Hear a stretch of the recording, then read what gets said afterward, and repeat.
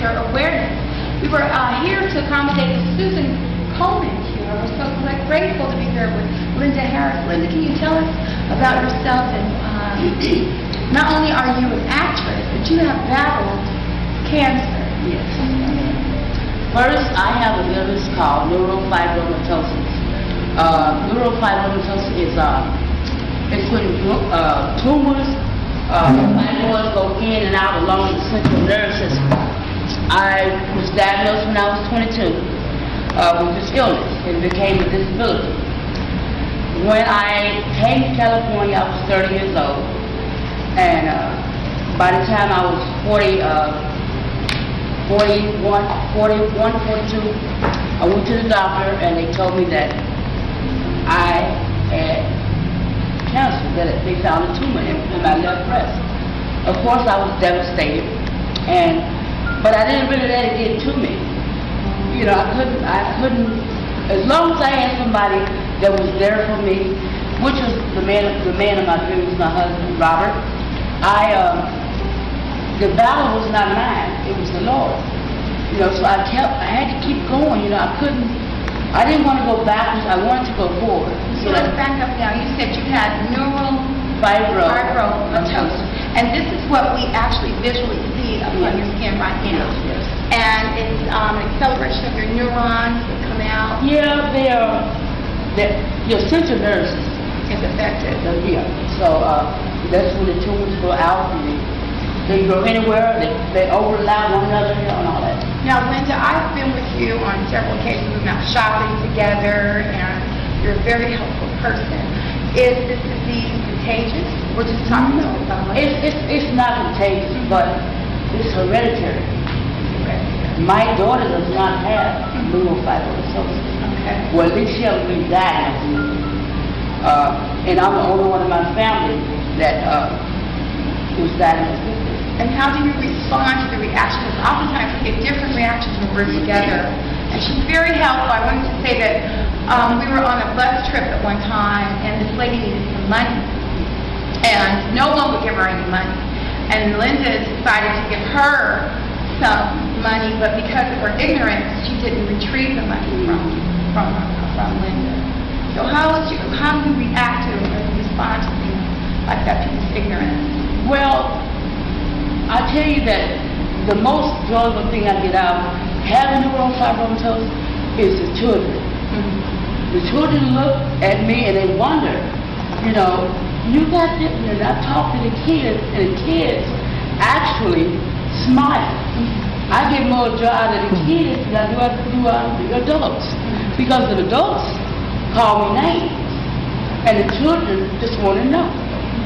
So I take my time and I tell the child, I'm okay.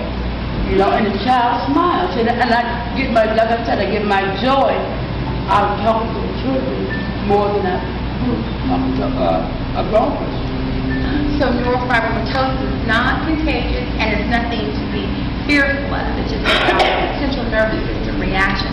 Now we're getting back to the breast cancer. When you were first diagnosed, how did that make you feel?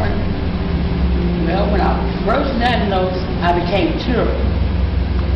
I think I didn't really know. You know what? I'll be honest with you. I didn't do a lot of crying. I did not do a lot of crying. Did you know much about breast cancer at that time? No, I didn't. And I really didn't ask a lot of questions. Okay. I only went by what the doctor told me. Any words of encouragement? You know, just don't give up. You know, life is worth living. And once you fight it, the battle is yours. Well, thank you for sharing your story with us. And plus, why don't you tell us a little bit about the 2 films you've been blessed enough to be a participant in the last couple of years? Yes. Well, one of the first films I did was The Soloist, directed by John Napa and Joe Wright. These men from London. There was a man by the name of Steve Lopez that's L.A. Times.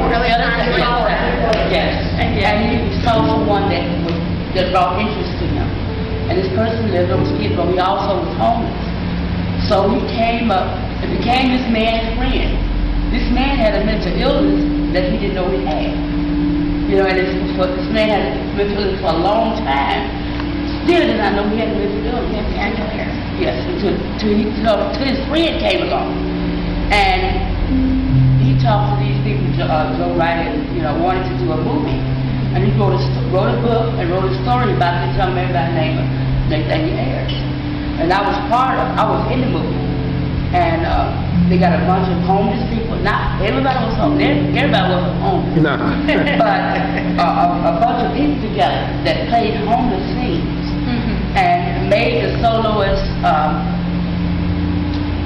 work. You know, we told the story about the young man who battled with this mental illness and ended up dealing with this mental illness because someone cared for him. Now, the other movie you were in was directed by Thomas Snapper. It's called Lost Angel.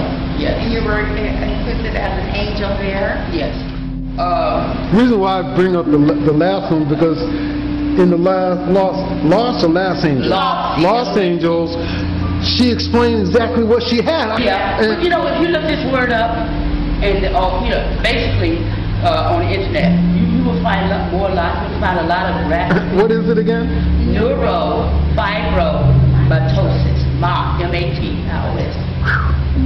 Yeah, and it's spelled just the way it sounds, but it's actually a graphic disease because as I get older, more and more are going to go, and they're going to overlap, and then I'm going to look what some people might say like a monster. You know, I mean, I still got to deal with life. You know. So it trips me out sometimes, but I have to, you know. You know, I see you performing on stage. You've been in movies. Yeah, you're like. She's active in Garments of Praise, and she's a member of a new. And a great singer. She's a great singer. She sings with us, and she's also an artist too. You can maybe catch some of her artwork. So. Yeah. You got a question to me? I sure do. Linda, were you not born like this? Well, I was born like this. I mean, I had it, but it was never detected. This illness, this disease, and actually millions and millions of people had it, but they didn't have a name for it. Then they came up, I don't know if you guys are familiar with the elephant man disease, and this is what they call it. This is what it is. You know, and so many different forms of neurofibromatosis where you got people that have them hanging off their face. Tumors. Yeah. You have a question? Yeah. So, if it is detected, is there anything that There is no cure. Okay. There's no cure. There's no cure since, but my challenge is being who I am. That's who I am. I'm me. You know, and I was not going to have it any other different way.